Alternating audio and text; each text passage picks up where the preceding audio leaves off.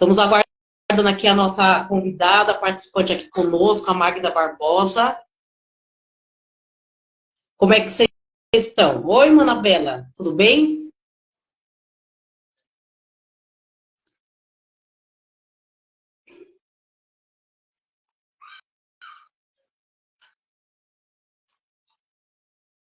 Nossa participante aí, a Magda, enviou o pedido, a gente está aguardando a entrada dela. Oi! Oi! Tudo bem, Magda? Boa noite, gente, beleza? E aí, suave? Salve, Gi, beleza? Salve! Obrigada pelo convite. Dei uma leve atrasadinha, mas chegamos. Devagarinho, né? Isso aí. Primeiramente, a sua presença, ter aceitado o nosso convite, estar trocando essa ideia, né, ter esse papo live. E agradeço a presença de todos aí, quem puder estar compartilhando, tá mandando aí para amigos, né, produtores, pessoal que canta, para a gente trocar uma ideia. E a gente vai isso aí. Vanessa Barça está aí na live, a Eliane, Elaine Souza. É isso aí, uma ótima noite para todos. Tudo bem com você, Magda? Como é que você está? Tudo jóia, graças a Deus, tudo tranquilo.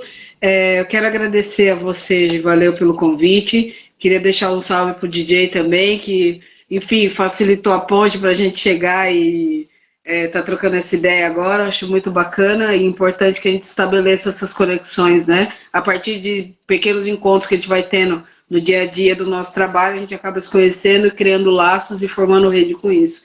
Então, eu quero agradecer, valeu demais. Isso aí. A gente que agradece, é isso, é um network, né? Network negro, é um falando de um para o outro falando, e a gente vai se conhecendo, é um prazer imenso conhecer um pouquinho mais do seu trabalho, e é isso. Arrasou, vamos que vamos. O meu está um pouquinho baixinho aqui para mim de retorno, mas enfim, vamos seguir. Só para dizer que em alguns momentos pode ser que eu mexa um pouco no aparelho para deixar um pouquinho mais alto. Mas vamos lá.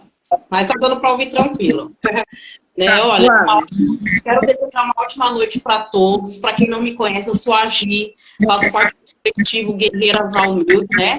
Eu sou a idealizadora e produtora do projeto As Minas do Mike, né? Que é um projeto de hip hop feminino que tem esse objetivo de dar visibilidade para as mulheres cis, mulheres trans, dentro desse movimento cultural, né? E dentro desse projeto nós temos essa contrapartida, que é falar a respeito da produção cultural, né, de mulheres na produção cultural urbana dentro do hip hop, né? E é um projeto que ele é patrocinado pelo PROAC 39 de 2022, Culturas Negras e Hip Hop, onde a gente vai falar um pouco sobre a produção cultural dentro desse movimento, né, Maria? Vamos lá. Bom, sim, fica à vontade. A gente vai falar um pouquinho sobre o protagonismo da mulher preta, inclusive dentro da produção cultural urbana, né? A gente sabe que antes da pandemia, a gente era um número de mais ou menos 20% de produtoras culturais mulheres, e após a pandemia, né, inclusive com as leis de incentivos, que têm ajudado bastante, hoje está somando em torno de 50% de mulheres produtoras aí dentro da cultura aqui no nosso país, né? Eu entendo que essa crescente se deve muito a esses encontros que a gente vai fazendo, que a gente vai se entendendo dentro do que a gente faz. Porque quando a gente olha para uma pessoa que é artista, vamos pensar, sei lá, à primeira vista da música, por exemplo. Quando a gente avalia essas pessoas, são pessoas que muitas vezes elas estão à frente protagonizando seus trabalhos para além da música, e às vezes as pessoas não se dão conta disso, né? E conforme a gente vai estabelecendo esses contatos de rede, a gente vai entendendo esses lugares, a gente vai entendendo que esses trabalhos são muito similares e que, para além da questão musical, existem outros trabalhos que a gente tem voltado para a organização, para o planejamento, para a difusão. A gente vai entendendo que existem várias formas de fazer esse trabalho, então a gente vai também se colocando nesse lugar de, enfim, do trabalho, enfim, tá meio que duplo, sabe? Eu acabo entendendo isso. No meu caso, acaba que é meio que diferente, porque eu não sou artista, né? É uma coisa que tem uma galera já que, enfim, que vai sabendo.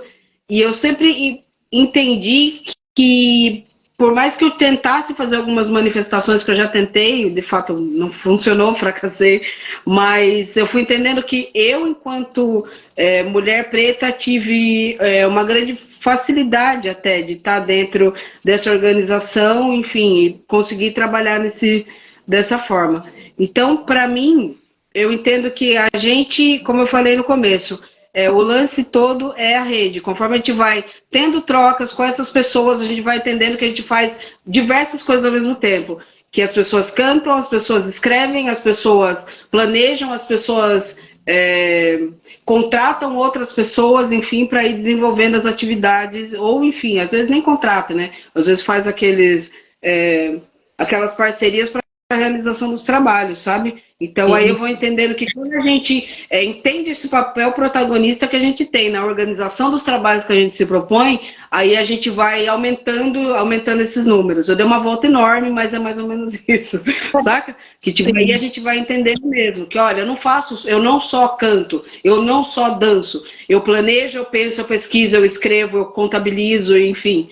E aí você vai entendendo que o seu trabalho está ligado com o trabalho de outras pessoas, tá ligado com outras redes, e aí vocês vão, a gente vai, né? A gente vai se estruturando e crescendo junto disso, né? Mas é só quando a gente olha para dentro que a gente vai ver, pô, quantas funções eu faço? Eu faço uma? Não. Você faz 8, 10, 12, um monte, né? Geralmente a gente começa assim.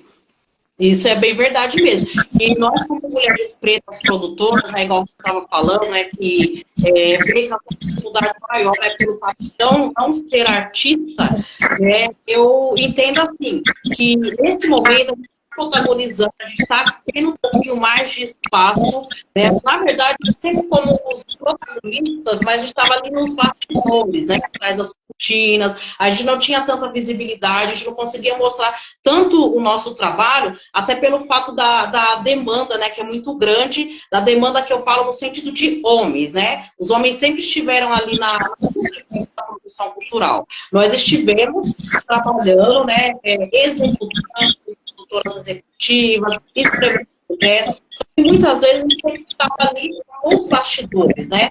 E hoje eu tenho visto, como eu falei anteriormente, a gente está aí nessa linha de frente, né? A gente coletivamente, as mulheres pretas, têm se unindo, estão se aliando, né? Uma ajudando a outra, contribuindo para que esse crescimento ele aconteça de fato, né, ô Magda? Sim, não, com certeza. Eu me lembro, assim, essa sua fala me faz lembrar lá atrás, tipo 2002, a minha primeira lembrança de ter organizado, participado da organização de um evento foi em 2002. Então, só se vão 21 anos, né? Bastante tempo. E de lá para cá, eu me lembro que tipo, era muito comum coisas muito... Os eventos aqui a gente chamava de movimento, não sei como é que vocês falavam aí, mas aqui a gente chamava de movimento, que eram as articulações que aconteciam nos bairros e tal, que levava o hip hop e, tipo, os 4 elementos presentes. Tinha DJ, tinha break, tinha grafite, tinha MC e tal. E essas ações, elas aconteciam de forma muito sistêmica. Aconteceu sempre, era um movimento muito grande. Na época, talvez, sei lá, tipo, a gente tinha um movimento de...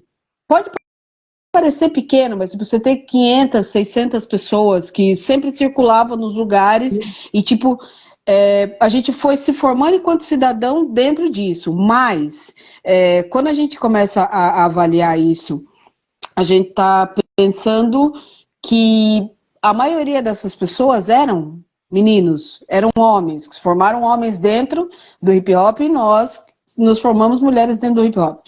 Eu tenho uma memória muito particular que me vem depois a reflexão sobre isso, que tipo era muito comum aqui, era tipo, tinha a galera que era gangster e tinha a galera que era bate-cabeça. E eu colava com a galera do bate-cabeça, que eu gostava bastante de bate-cabeça.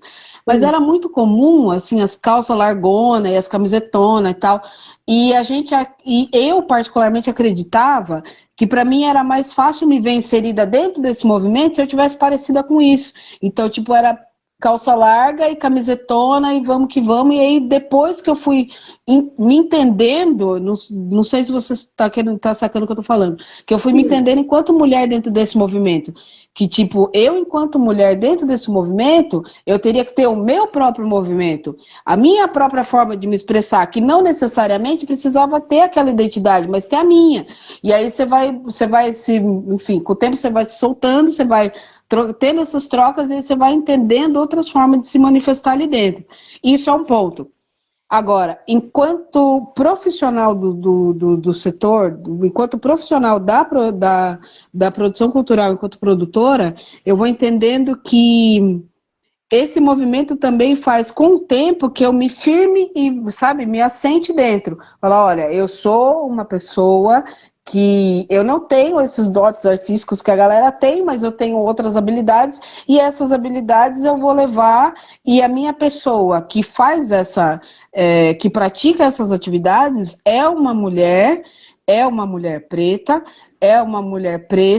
que entende que tem uma forma de fazer gestão. Eu sou uma pessoa que tem uma personalidade um pouco forte. Então eu fui entendendo que muitas vezes a forma com que eu pensava, com que eu queria fazer as coisas, não estava dentro daquele formato, que não estava dentro do que se esperava de mim, né? A segunda voz. Sim. Ali atrás. Não era, eu não queria.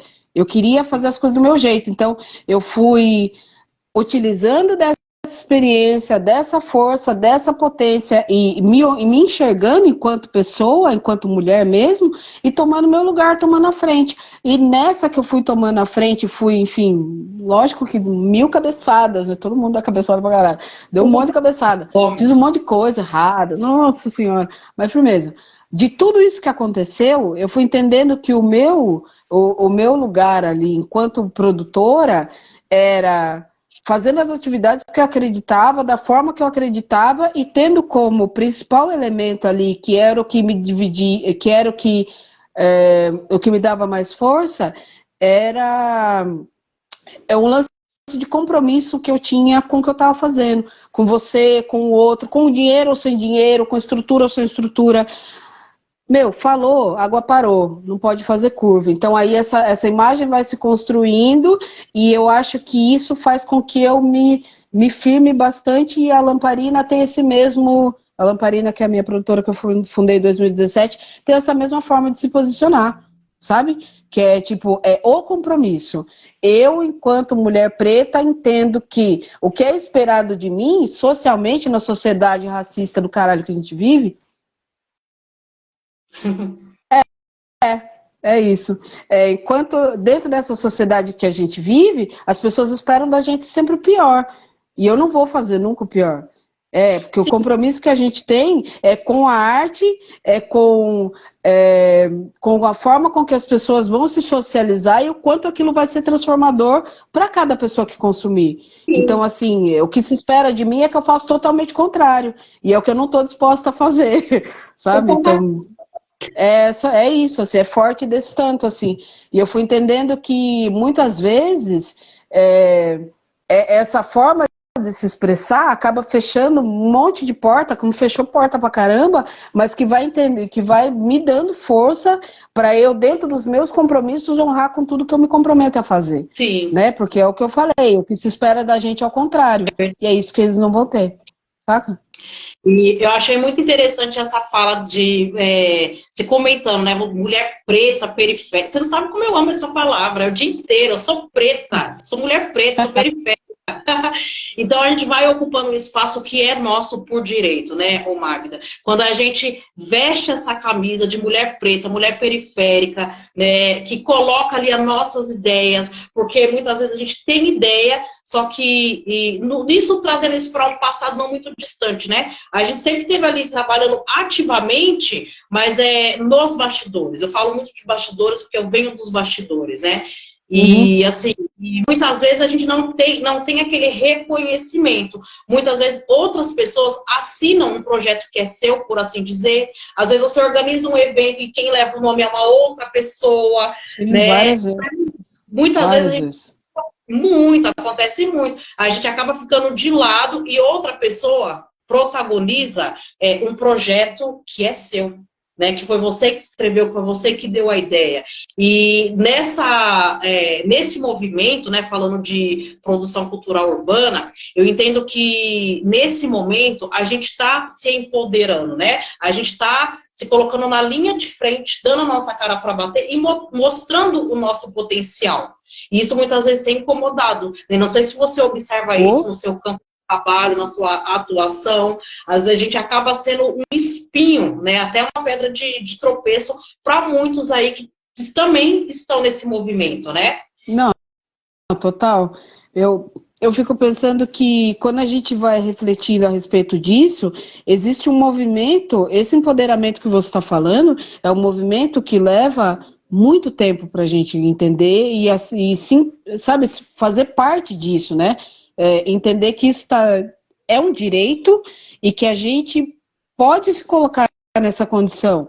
Que o que a gente faz, o que a gente estuda, o que a gente vive, são movimentos que vão transformando e empoderando a gente, mas se vê profissionalmente, se vê enquanto mulher.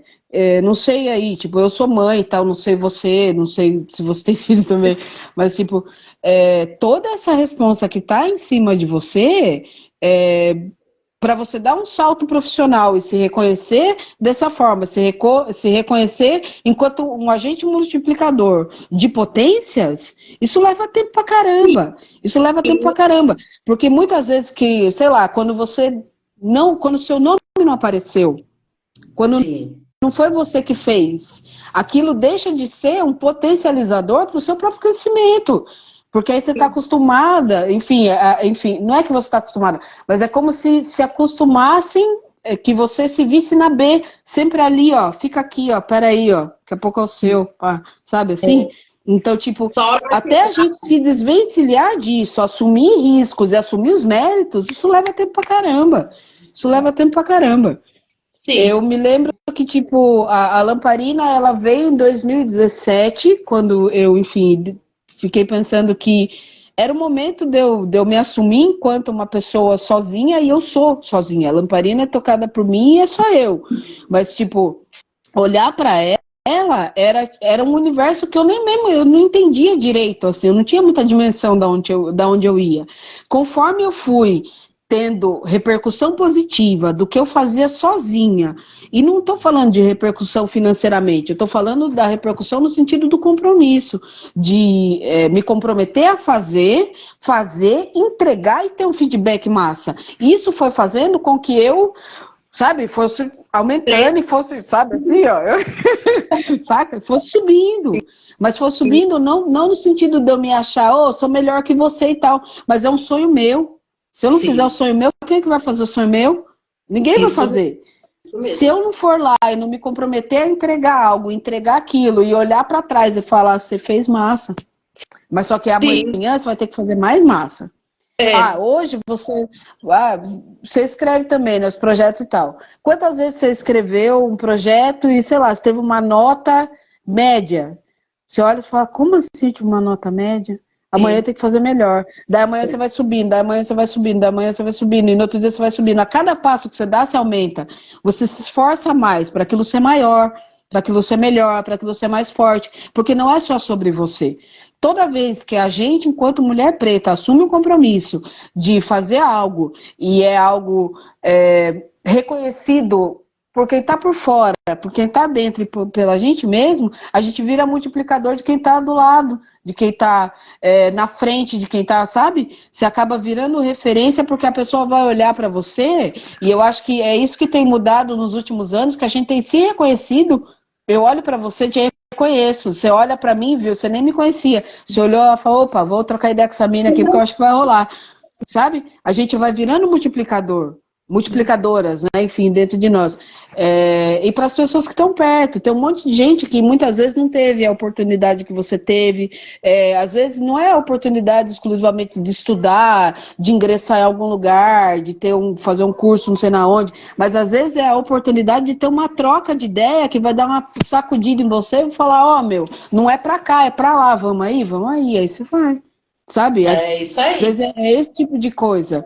Você fala, oh, como é que você fez aquilo lá? Você fez aquele evento lá? Como é que foi aquele evento lá? Que tipo de documento que você tem que fazer? Que tipo de sistema que você usa? Você já usou Canvas um dia?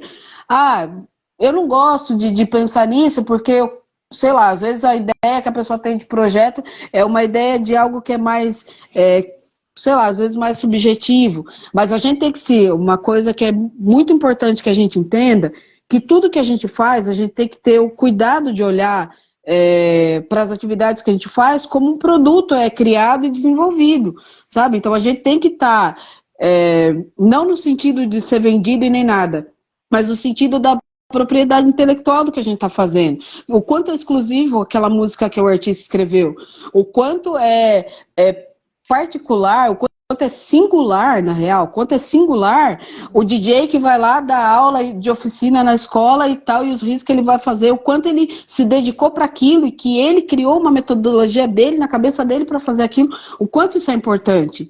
Sabe, a gente tem que entender que o trabalho que a gente faz, ele merece os cuidados do mesmo trabalho que é produzido muitas vezes dentro de uma indústria, que você pensa para quem você vai fazer, como você vai fazer, que ferramenta que você vai usar, quanto vai custar, quanto isso vai retornar para você, o quanto você vai pagar para fazer isso. Às vezes a gente está pagando para fazer um trampo, para fazer um trabalho, para fazer uma produção. Ah, você vai escrever um projeto? Eu falei pra caramba, eu tô acabando. Ah, você vai escrever um projeto? Ah, não custa nada, vamos fazer uma parceria? Vamos, mas você paga a água, você paga a luz, você tem o computador pagar, você tem a internet ali, você tem as horas que você parou para pesquisar, para ir lá não escrever besteira, sabe? Então, tipo, a gente se vê do ponto de vista desse respeito profissional de verdade, porque é isso que a gente tá fazendo. Independente do nível que a gente tá, e tem um monte de produtora que é gigante, que a galera faz show pra caramba por aí e tal, mas tipo, independente do lugar que a gente tá, a gente tem que dar o valor profissional pra gente, para que a gente tenha condições de fazer esses trabalhos multiplicarem cada vez mais, porque é isso que a gente escolheu fazer, né? Dentro da nossa profissão, dentro da nossa arte, é isso que a gente escolheu fazer. Falei muito, foi mal. Eu gosto assim, eu gosto assim. Ah, é louco. Então, Magda, falando um pouquinho sobre isso aí, dessa parte de multiplicação, achei muito louca essa ideia que você deu, porque a gente, como multiplicadoras aqui da periferia, né, igual você falou dessa questão de recurso, né, muitas vezes a gente sabe fazer, a gente entende, só que muitas vezes a gente não sabe utilizar uma ferramenta do Canva, né? Muitas vezes a gente não sabe fazer uma arte, a gente depende do outro, muitas vezes a gente não tem aquele recurso para poder fazer ali o nosso projeto. Ideia a gente tem, só que muitas vezes falta o recurso, né? E eu entendo que hoje, nesse momento que a gente está vivendo, com as leis de incentivo, a gente está tendo muito apoio, principalmente nesses editais para as pessoas pretas, né? Editais para as mulheres, LGBTQIA+. Então, a gente está tendo muita oportunidade. E é uma oportunidade para quem já trabalha nessa área estudar, buscar um pouquinho mais de conhecimento para poder levar a sua arte, levar a sua cultura, né? É aquilo que você estava falando. Eu falo muito da técnica de espelho, né? Você olhar e se enxergar, né? Como uma produtora periférica, aonde que eu posso melhorar, né? Até onde eu posso levar a minha arte, porque muitas vezes a gente está ali fechada, né? Ali no nosso bairro, a gente tem um trabalho excelentíssimo que a gente realiza, executa ali no nosso bairro, né? Como que a gente pode fazer para levar isso para os outros bairros, para os outros municípios? Como que a gente pode fazer isso para crescer? Isso é muito interessante, isso que você está falando, essa questão de multiplicação. Então, coletivamente falando, a gente como mulher preta, eu vejo que a gente tem se unido. E, inclusive, eu quero agradecer pela sua participação aqui na live, foi muito louco, te convidei, você já aceitou de imediato, fiquei super feliz, que eu estava pesquisando o seu trabalho. Eu falei, eu quero na live, eu não quero outra pessoa, é ela que eu quero na live, eu te agradeço de coração, viu? E é isso. Eu acho que quanto a essa questão das oportunidades, desses editais e tal, a gente está num momento meio atípico, né? A gente vem de duas coisas muito, minimamente, assim, para a gente tratar de forma mais direta, mas a gente tem essa questão da pandemia, que foi a coisa mais louca que eu acho que a gente, enquanto fazedoras de cultura, perdão, é uma das coisas mais loucas que a gente viveu, e a gente tem o lance da destruição que foi promovida pelo governo Bolsonaro, né?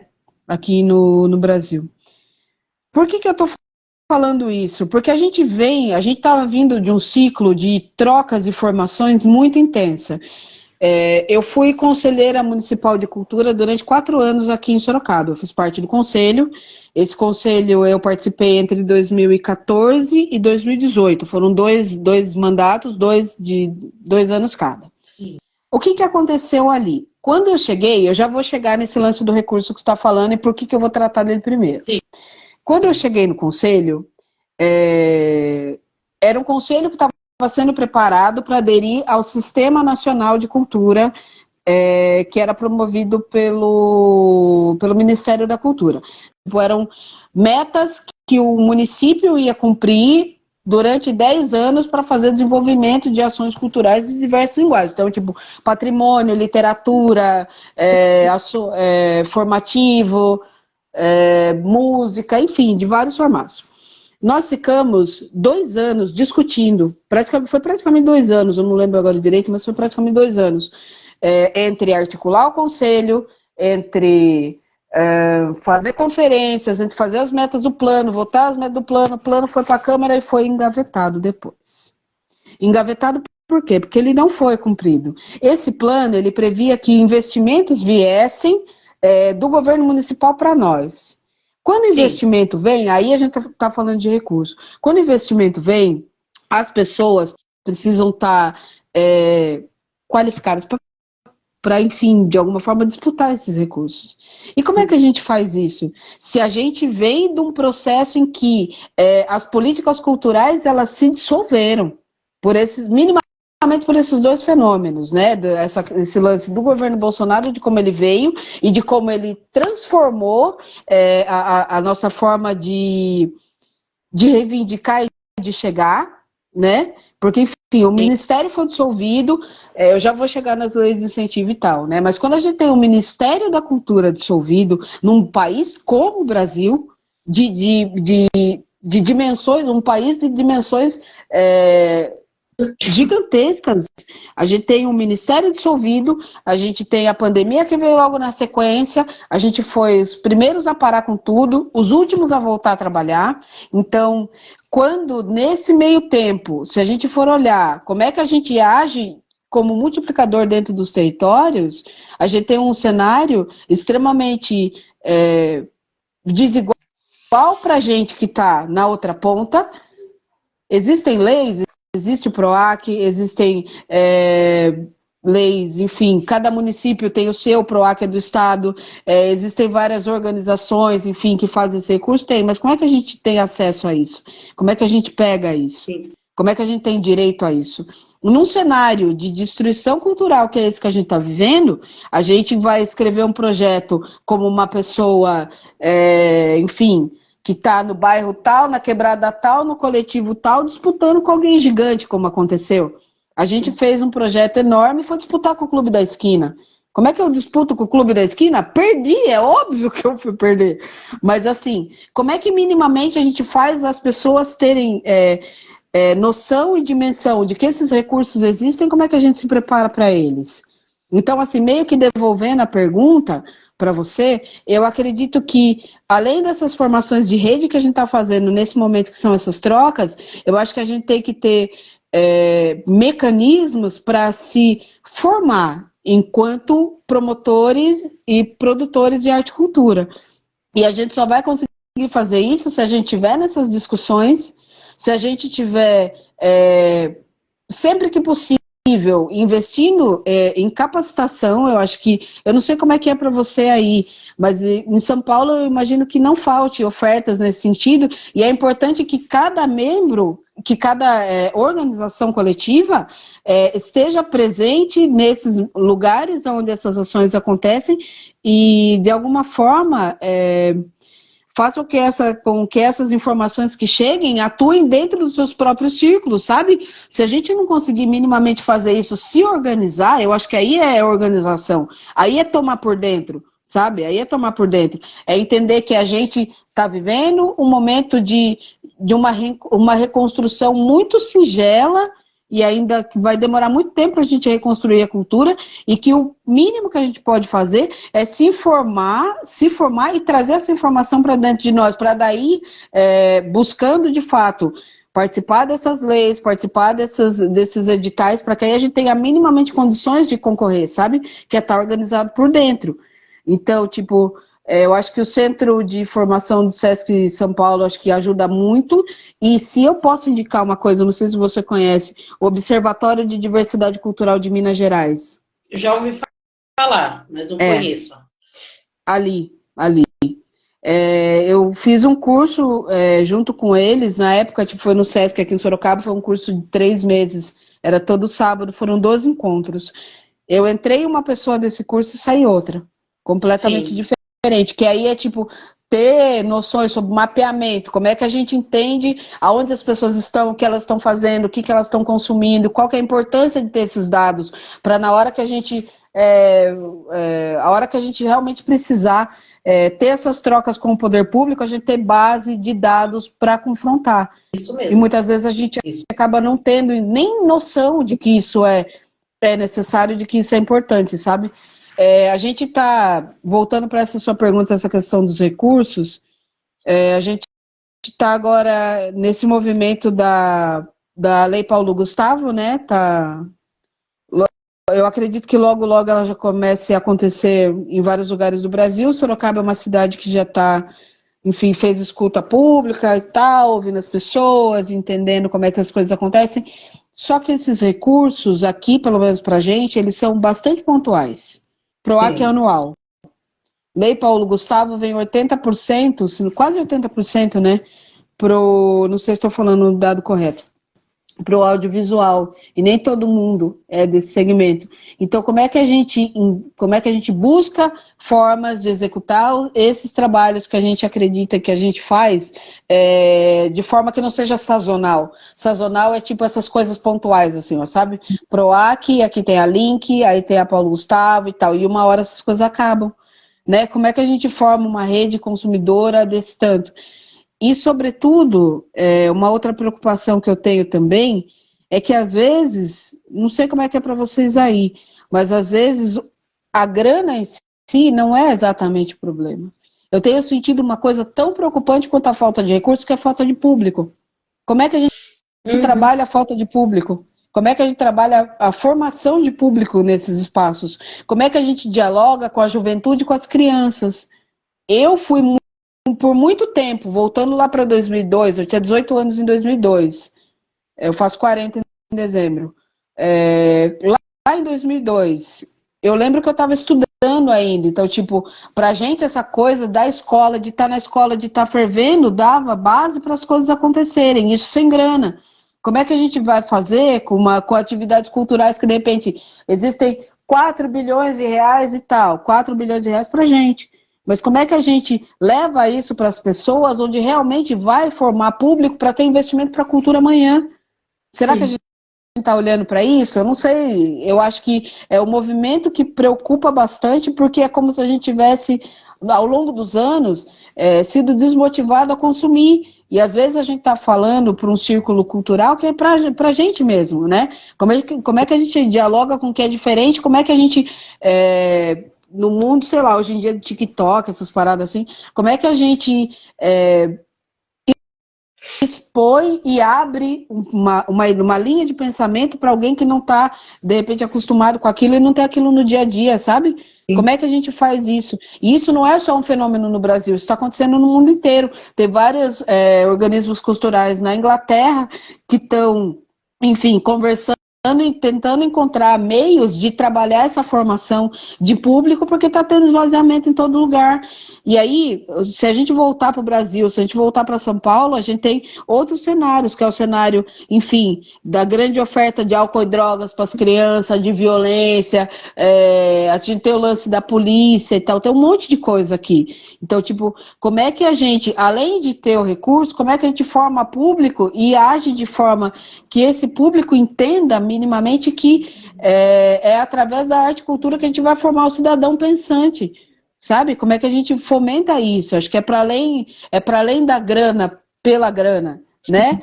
Como é que a gente forma uma base cultural que consuma e que promova a arte, que troque e que execute essas trocas, sabe? Que seja tipo um sistema cíclico, assim. Eu fico bastante preocupada com isso, é isso que eu tenho visto como um grande calcanhar de Aquiles para além da grana, ultimamente, sabe? Isso mesmo. Caramba. Quero agradecer a presença de cada um que está aqui. Tem o pessoal mandando um salve. Mana Bela, um grande beijo aí no seu coração. Mana Bela participou dos eventos com nós, produtora cultural. Negra Lia está na live também. Preta Drica, Zumba. Tem bastante gente, que não tá aparecendo mais para mim, que vai subindo, vocês estão ligados, né? DJ da Goma tá na live. Um salve para você. Ele tá falando aqui que a grande dificuldade dos eventos é o público, né?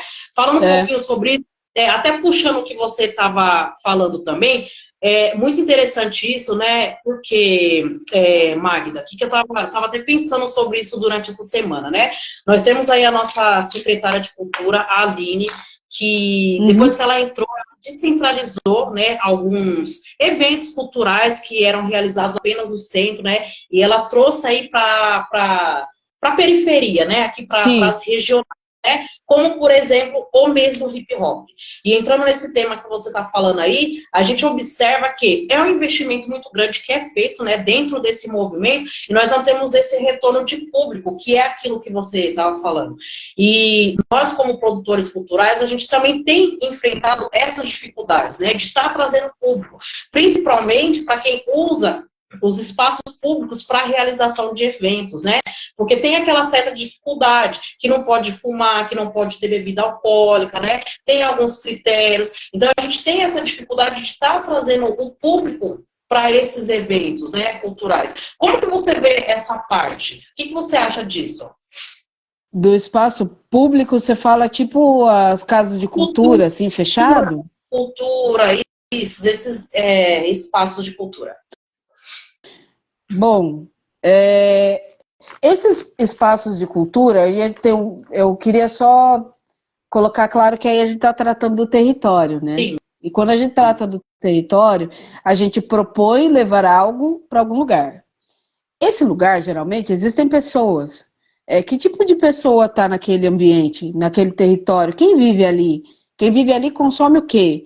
Faz o quê? Se comporta como? O que gosta, o que não gosta, a gente não ouve as pessoas. Muitas vezes os equipamentos de cultura, quando eles chegam num determinado território, aconteceu isso aqui no Laranjeiras, que é o Céu das Artes. Aqui a gente tem um Céu das Artes. Uma cidade de 700 mil habitantes tem um Céu das Artes. Quando o Céu das Artes chegou aqui, por exemplo, eu vou falar da minha realidade aqui, é um território que chegou no meio da quebrada, que é lá no Laranjeiras, não ouvia ninguém, chegou as máquinas, construiu o bagulho, largou lá. E assim, tem um mano que trabalha lá, muito amigo, né, que é o Melk, faz a gestão que pode. Porque assim, a estrutura vem para o lugar e aqui, diferente daí, eu vou falar com a realidade daqui. Aqui é diferente, completamente diferente da realidade daí financeiramente. Qual que é o orçamento de vocês da prefeitura? Você sabe o orçamento anual da cultura? Não sei. Não sei te dizer. Se eu não estiver maluca, se eu estiver louca, vocês me corrigem. Mas se eu não estiver maluca, cadê? Interagir, manda aí. Se eu não estiver maluca, não são 900 milhões? Eu creio que é em torno disso mesmo. É muita coisa, é grana pra caramba. Mas, tipo, eu acho que levar as pessoas para dentro dos espaços, por que eu tô perguntando isso? Porque aqui é totalmente diferente. Aqui a gente tem um outro orçamento, que, tipo, com folha de pagamento dá 14 milhões. É outra lógica. Isso que é uma grana, é bastante grana. Mas é totalmente diferente. Então, quando eu consigo olhar para isso que você está me falando, de não ter as pessoas dentro desses equipamentos, é porque talvez as pessoas não se vejam representadas por aquele equipamento que está ali. É uma casa? É uma casa. Ah, tem show? Tem show. De quem? Não sei. Eu não gosto disso, eu não sei o que tem ali, ninguém me chamou, ninguém convidou. As lideranças daquele bairro estão ali trocando ideia para, de repente, ser um facilitador entre o equipamento e entre as pessoas, sabe? Sim. Eu acho que é daí. Seja o que for, assim, a gente sempre vai esbarrar na rede, a gente sempre vai esbarrar na comunicação, a gente sempre vai esbarrar na troca, na conversa e no diálogo, sabe? Muitas vezes é isso. Não poder fumar num espaço, ou de repente não poder fazer alguma coisa nesse sentido, eu acho que já não está nem muito perto do que a gente pode discutir, porque aí já são questões legais e tal, já está em outra onda. Mas eu, sinceramente, acredito que se a gente conversa com o território, a gente entende as necessidades dele, ele vai ser despertado pela curiosidade do que está sendo proposto, que ele não conhece, porque ele vai, em alguns momentos, olha, me vejo representado por essa proposta, vou lá. Ah, tem uma outra proposta que eu não sei o que é, eu vou experimentar também, deixa eu ver como é que é. Deixa eu ver que música é essa, deixa eu ver que textura é essa, deixa eu ver que cores isso aí tem, que movimento isso tem, que dança é essa. Sabe que objeto que é esse? Agora, se a gente simplesmente abre a porta e, ó, o que tem tá aqui, eu não acho que as pessoas vão se sentir inclinadas a participar de absolutamente nada, porque muitas vezes elas não estão representadas naquilo que está rolando ali, né? Por mais dinheiro que a gente tenha. Mas é a segunda vez que eu toco nesse assunto, de que muitas vezes o dinheiro não é o problema, mas a forma de fazer a parada acaba sendo o problema. Né? Não ter liderança, não ter ideia, não ter representatividade dentro daquele espaço, daquele ambiente, que faça levar a proposta daquele ambiente para o território, que o território participe e consuma, não tem o que fazer. É isso mesmo. Eu assim, particularmente, eu sinto muita falta, Magda, de mulher na gestão desses equipamentos culturais. A gente vê que aqui, pelo menos aqui em São Paulo, a maioria dos territórios, a gestão é masculina, né? Então, eu sinto falta de mulheres. E quando você apresenta uma proposta, você apresenta um projeto, a gente como produtora cultural, eu tenho uma dificuldade muito grande. Por quê? Porque eu sinto falta de incentivo, de apoio, de divulgação da parte da gestão do espaço que eu estou realizando no meu projeto. Não sei se é porque eu sou mulher, não sei se a pessoa... Mas em que sentido, assim? Você consegue detalhar melhor? Por exemplo, a gente tem um projeto, a gente tem um evento que a gente vai desenrolar num certo espaço de cultura. A gente vai fazer o corre para fazer a nossa divulgação. Só que eles, como sendo gestores do espaço, poderiam também ajudar a gente a fazer a divulgação. E a gente não tem esse retorno. É o mesmo que acontece no mês do hip hop. Eu fui em vários eventos de mês de hip hop que não tinha público nenhum. Né? O governo fez o investimento e não tinha público. Você olha, não teve divulgação da parte da gestão daquele espaço. Eles não divulgam, eles não se esforçam. Por quê? Porque será que é porque é o anonimato?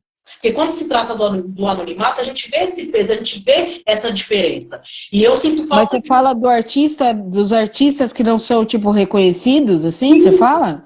Os anonimatos. Grandes nomes do rap e tal. É isso, assim, que você quer dizer? Isso, porque quando se trata de um artista que tem nome, é outra questão. É uma outra questão. Os caras têm lá um camarim bonito, arrumadinho, com frutas, com lanches.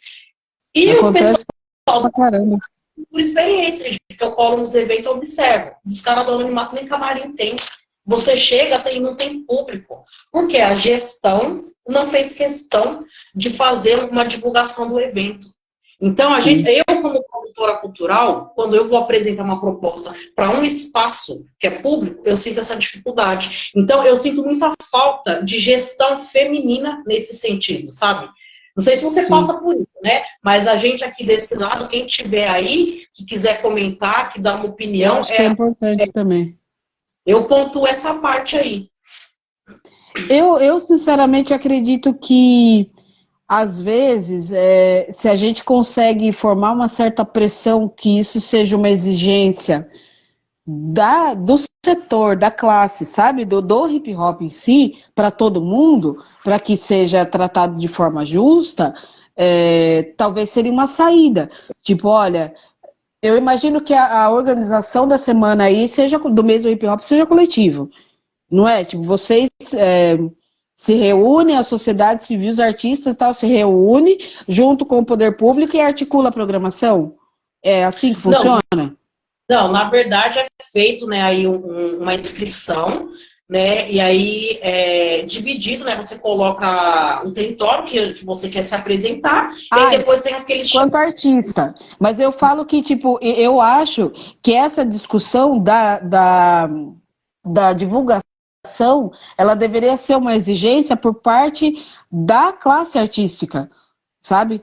De todo mundo que produz, que participa, quem vai se inscrever na parada. Eu acho que deve ter uma forma de se representar isso enquanto uma exigência, junto com a prefeitura, com a Secretaria de Cultura que executa isso. Porque, tipo, senão como é que vocês vão ser atendidos quanto a isso? Eu acho que é um movimento, talvez, de massa, justificando isso. Olha, é um investimento que está sendo feito, a equipe está aqui, mas não chega nas pessoas como deveria chegar. E isso ser um critério de compromisso dentro da própria pasta, sabe? Para a própria pasta cumprir dessa forma com que você está me falando. Então, tipo, ter uma comissão de comunicação que tratasse disso. Eu acredito que talvez essa seja uma saída. E, assim, dentro do que a gente entende por comunicação, ter formas de ter trocas e chegar até essas pessoas para que seja importante assim, sabe? Eu acho que é mais ou menos por aí, assim, ó. Ter uma troca clara que a comunicação chegar nas pessoas e a estrutura igualitária para os artistas é tão importante quanto ter uma grana para pagar de cachê, sabe? Porque, tipo, aí a gente tá tratando do respeito com o artista do interesse público daquela proposta, né? Então, eu imagino que seja mais ou menos por aí, assim, ó. E se isso é um descontentamento, que já chegou até em mim, isso eu já fiquei sabendo algumas vezes, de, olha, rolou tal show de fulano, de tal, e tinha, tipo, pouquíssimas pessoas, não vou falar o número e nem quem era, mas, tipo, de gente conhecida que foi, tipo, com evento esvaziadaço.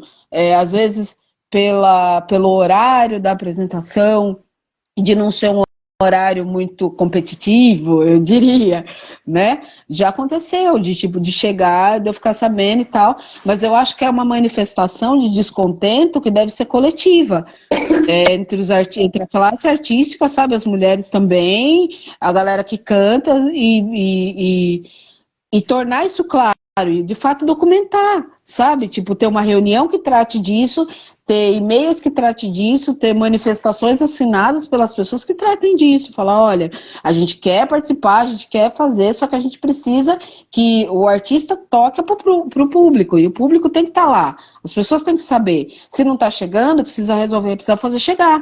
Sabe? E, tipo, existem outras 1000 formas de fazer divulgação que não é exclusivamente só em rede social. Tem outras formas de chegar nas pessoas. A gente está tratando de um projeto agora que está trabalhando com carro de som. Olha que louco.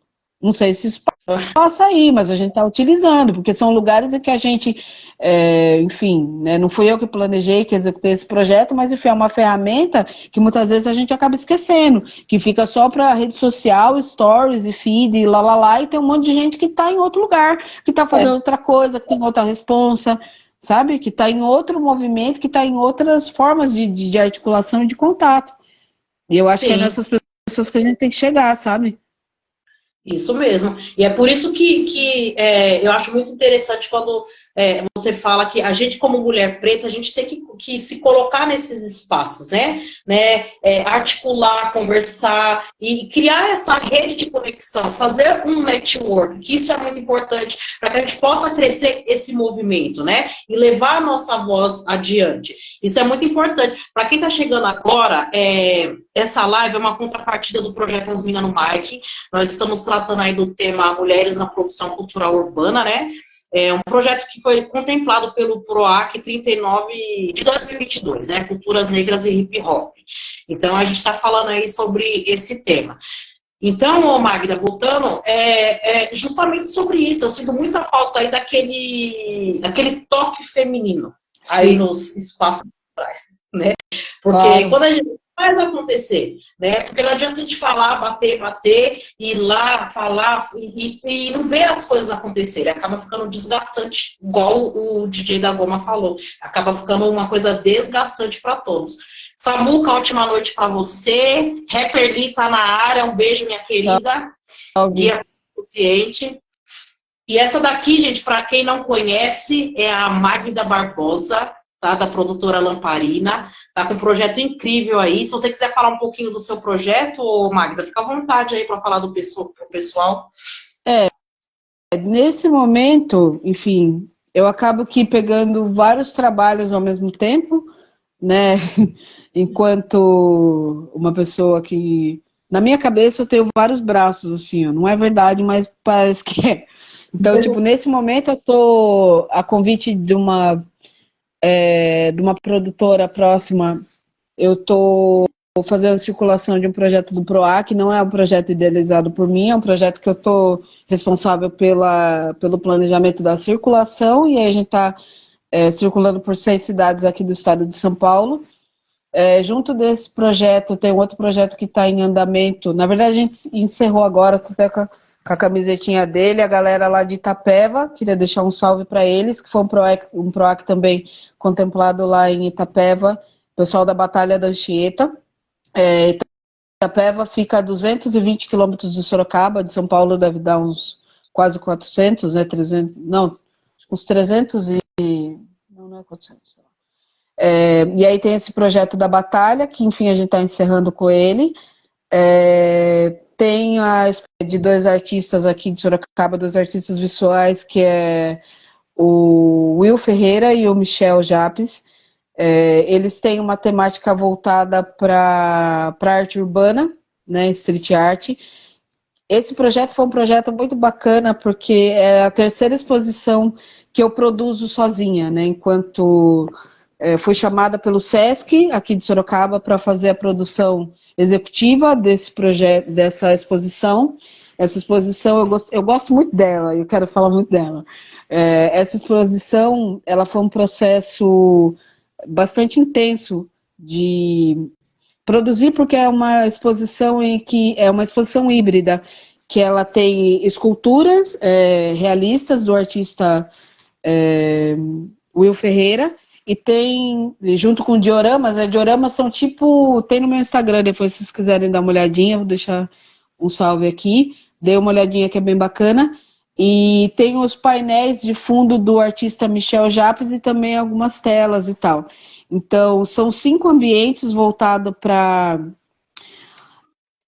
enfim, discute a degradação do homem ao meio ambiente, discute um pouco até de alguns elementos que nos remetem à sorte e ao destino. Eu acho que é bacana a gente, enfim, pensar sobre esse trânsito, e é um projeto que eu me orgulho muito de fazer. Como eu mencionei, a 3ª exposição que eu fiz sozinha, assumindo a produção, e foi um marco bastante importante para mim e para esses artistas, e aí a gente está na correria para circular em breve com essa exposição também, se tudo der certo. Para levar ela no interior do estado também, vamos ver o que vai rolar. Mas eu acho que tem um ponto que eu queria falar a meu respeito, assim, que para mim é um ponto muito importante, que é o seguinte: eu sou uma pessoa que devo muito à cultura hip hop. Eu entrei na cultura hip hop como, enfim, uma jovem adulta, estava ali começando a vida adulta. Eu descobri a minha cidade, eu descobri através do hip hop, eu descobri a política através do hip hop, eu me descobri enquanto mulher preta através do hip hop, eu me descobri enquanto produtora cultural a partir do hip hop. Então, esses elementos que eu falei agora são elementos que eu não consigo dividir e imaginar minha vida sem eles. Eu não sei o que eu seria se não fosse tudo isso que eu passei, que eu vivi, eu não imagino quem eu seria, o que eu seria. Então eu tenho muito a agradecer ao hip hop por tudo que eu vivi, que eu aprendi, tudo que eu fui levando da vida sobre coisas boas e ruins, que a linguagem, aí eu falo especificamente do rap, me trouxe de forma muito clara, de como fazer, o que não fazer e tal, e como é que a gente trocava com isso, e olhando o comportamento das pessoas com essas informações, todas que vêm pra gente em forma de música, né, que são alertas em forma de música, como é que a gente convive, se relaciona em sociedade, que tipo de vida a gente quer pra gente, sabe? Então, eu não consigo me imaginar não sendo e não tendo vivido isso.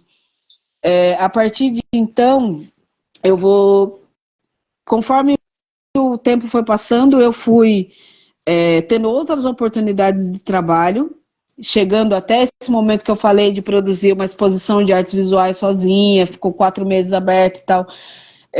Eu passei por várias coisas, eu produzi várias coisas, algumas dentro da música, outras dentro do circo, outras dentro de ações formativas, outras dentro de festivais e um monte de coisa. Mas sem o hip hop eu não teria tido nem sequer sei lá, um lampejo de passar por perto de tudo isso que eu passei. Então eu devo muita gratidão a essa cultura que me formou enquanto mulher, enquanto profissional, enquanto cidadã, saca? Ah, Era que isso que eu legal. queria deixar. Eu já Que legal. gratidão, né? Importante, né, Magda, do seu começo, né, o seu início, hoje já está aí há muitos anos na produção cultural, né, mostrando o seu trabalho. É importante aí falar das origens, né, do que te inspira, né, do que te motiva, isso é muito importante. Quero deixar um salve aí para todo mundo que está colando, o Coletivo Malungo, Gênio, salve Gênio. E a Rapperly falou que começou a te seguir aí, ó, Magda. É nóis, estamos juntos. Se precisar, chama também. Revista de ópera, Rap Consciente. E, então é isso, né, Magda? Eu achei muito interessante aí as suas questões. Né? Acho que a gente já está até passando um pouquinho do horário, né? Que eu estou sem relógio aqui, né? Porque a gente gosta de conversar, né? A mulher, quando se ajunta. Tem que juntar mais. Tem que juntar mais. Dá um salve que eu colo aí, é louca. Depois pode vir, Zona Leste. Da hora.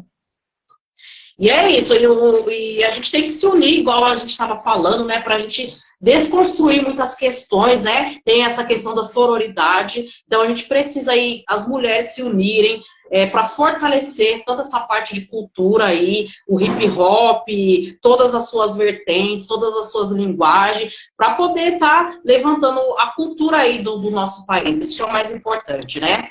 Total, não, sem dúvida. E muitas vezes essa união, ela não vem exatamente de um vínculo muito próximo, né?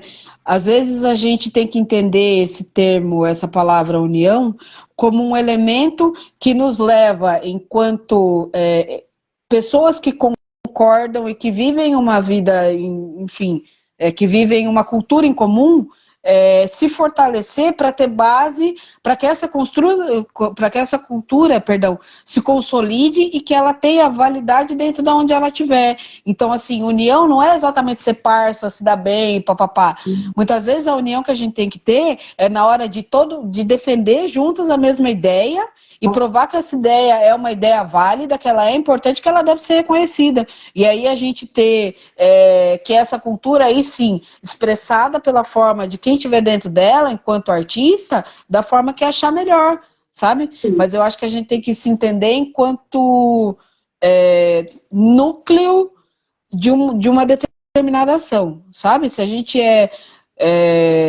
do hip hop, entender que juntos a gente vai precisar discutir, que a gente vai discordar e que a gente vai precisar chegar num acordo, num consenso para representar essa coletividade e para que essa coletividade seja representada, enfim, pelos organismos de cultura, pelos territórios, pela prefeitura, pelo estado e seja lá por quem for, sabe? Eu acho que só dessa forma a gente vai conseguir chegar mais longe. Sim, é isso mesmo, viu, Magda? Eu quero deixar um salve para Samuca. Samuca tá aí, interagiu a live inteira, todo mundo que tá interagindo. Tá dando nosso horário aqui, Magda. Eu quero te agradecer demais. Quero agradecer demais pela sua participação, desejar muito sucesso, tá, no seu projeto. Deus vai abençoar uma oportunidade que eu vou estar podendo colar aí para prestigiar o seu trabalho. Amém. E é isso. Você quer deixar salve para alguém, mandar algum recado? Fica à vontade. Eu quero agradecer a você pelo convite. Quero me desculpar se de repente eu acabei me estendendo um pouco nas palavras e tal. É tudo meio maluco aqui dentro, assim, informação pra caramba dentro da cabeça. Mas eu agradeço imensamente a oportunidade e assim, eu não sou uma pessoa que geralmente fala, assim, é muito difícil eu fazer live, essas paradas e tal, porque eu geralmente estou ali nas articulações que eu acabo sempre mais quietinha, mais ali na B, mas ainda que Eu acho muito importante essa iniciativa, como você tem e as meninas aí do projeto. Eu desejo que vocês continuem firmes, fortes, busquem se estruturar cada vez mais, fortaleçam suas redes, cheguem nas pessoas, dialoguem com os territórios, sabe? E sejam multiplicadoras. Que isso vai ser um orgulho para muita gente que vai vir lá na frente, que vai ter vocês como referência e que serão referências também no futuro, sabe? Eu acho que é sobre isso. Fechou? Isso mesmo. Quero agradecer a presença de cada um que colocou aqui, que somou. Quero dizer que amanhã tem vídeo novo lá no canal das Minas do Mike, tá? Nós fizemos uma palestra sobre violência contra a mulher, tá, Magda? Vai estar lá no canal, tá super. Quem puder colar lá para deixar aquele salve. E é isso, tá? Quero agradecer a todos e desejar uma ótima noite para todos aí. Gratidão, viu, Magda? Gente. Muito obrigada, um abraço. Valeu, gente. Valeu, brigadão. Até mais, é nóis. Tamo junto.